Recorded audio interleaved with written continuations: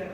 Nah, ada kata-kata derealistik, real, ya. Jadi dia enggak nyata, tapi masih mungkin terjadi. Contohnya, misalnya, kakak bilang, aku adalah seorang artis, ya kan? Saya bukan seorang artis, enggak nyata, tapi masih mungkin terjadi, masih mungkin. Mungkin suatu hari nanti di casting sama orang lain bisa jadi artis, ya kan? Atau saya seorang presiden, ya bukan Jokowi kakak, tapi masih mungkin terjadi suatu hari nanti kakak jadi seorang presiden. Nah, itu derealistik.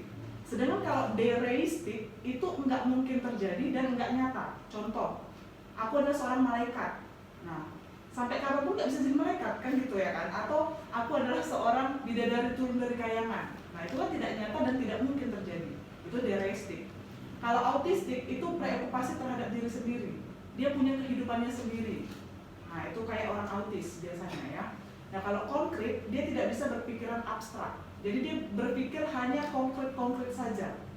Dia nggak ngerti kalau kita bilang misalnya meja hijau, ya kan? Oh, dia semalam itu disidang di meja hijau. Nah, meja hijau itu kan bukan hanya sekedar meja berwarna hijau, ya kan?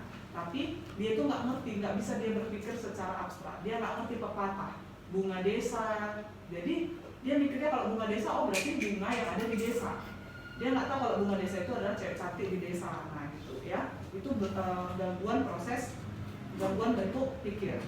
Kemudian isinya, ada yang salah pada isinya. Yang pertama waham atau delusi, ya.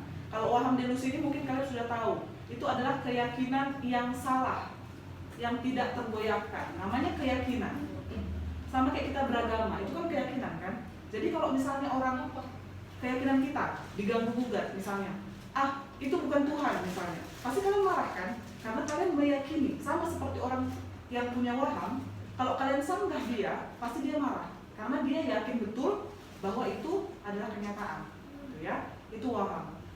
Kalau obsesi, itu namanya obsesi. Dia berpikir, berokupasi terhadap satu hal.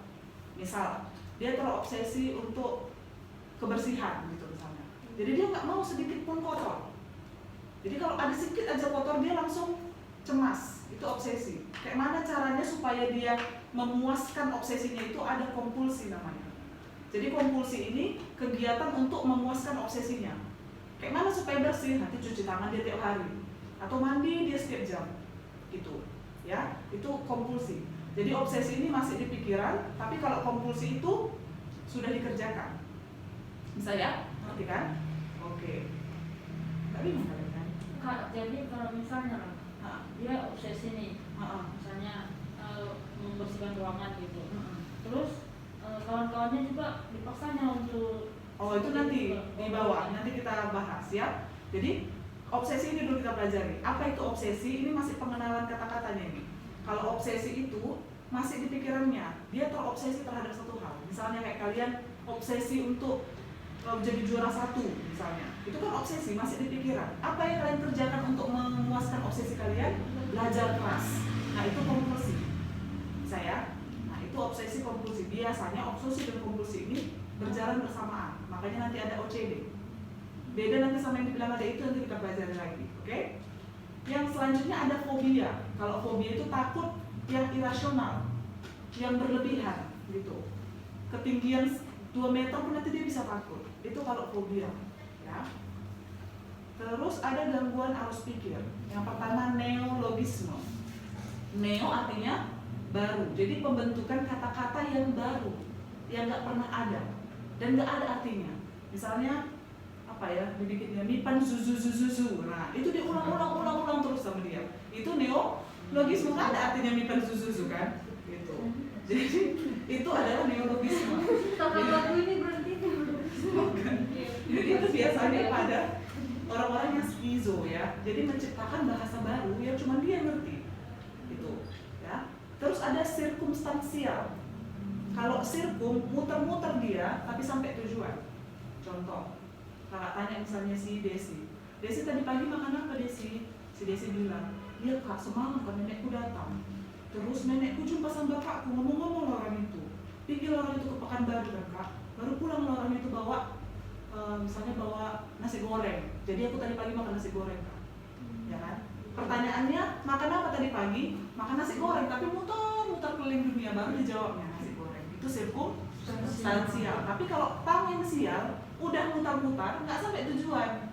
Dibilangnya lah neneknya semalam beli goreng tapi nggak dimakannya. Iya kak, semalam nenekku beli goreng, terus bapakku beli nasi goreng, baru orang itu cakap-cakap lah di rumah kak, baru datanglah artis kak ke rumahku. Nggak ada jawabannya sama sekali. Itu tangensial. Saya terus inkoherensi atau word salad. Nah ini nanti dia urutannya inkoherensi, asosiasi longgar, baru flight of idea. Inkoherensi atau word salad ini yang paling berantakan.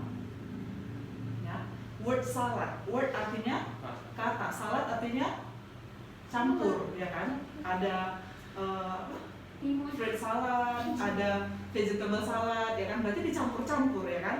Ini pun kayak gitu, dicampur-campurnya lah kata. Katanya itu ada, bukan kayak neologisme tadi. Kalau neologisme, dia memang nggak ada kata-kata itu.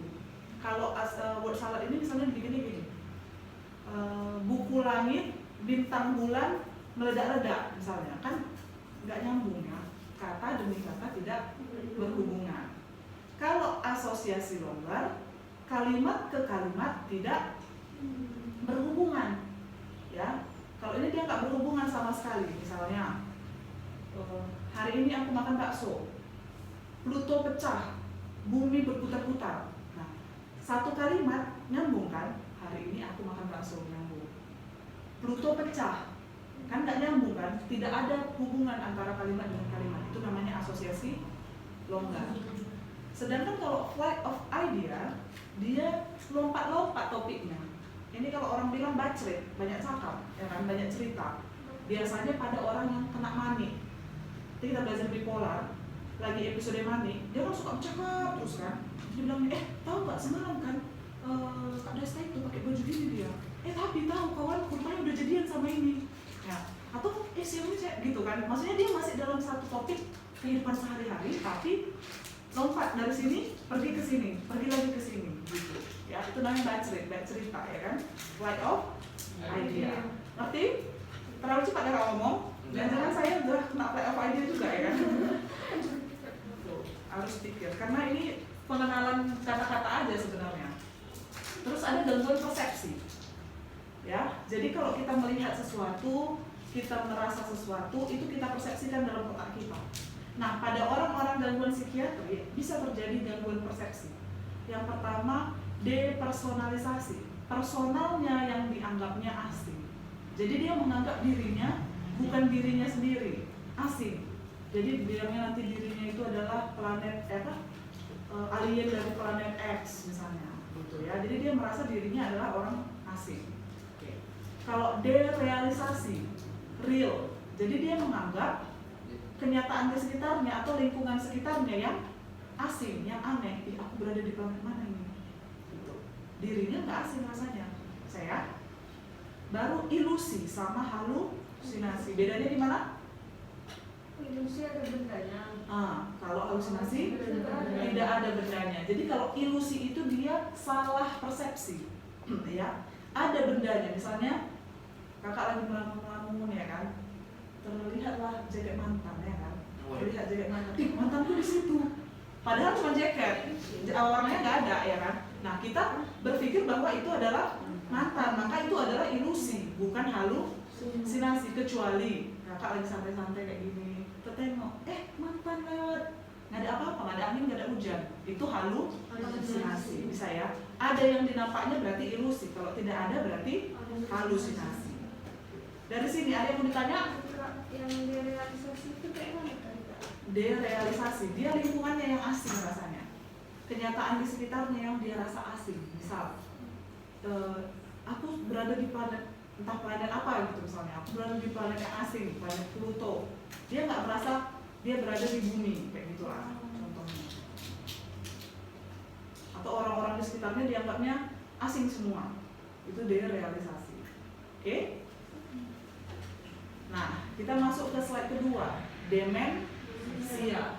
Ya, demensia ini adalah gangguan kognitif dan gangguan memori.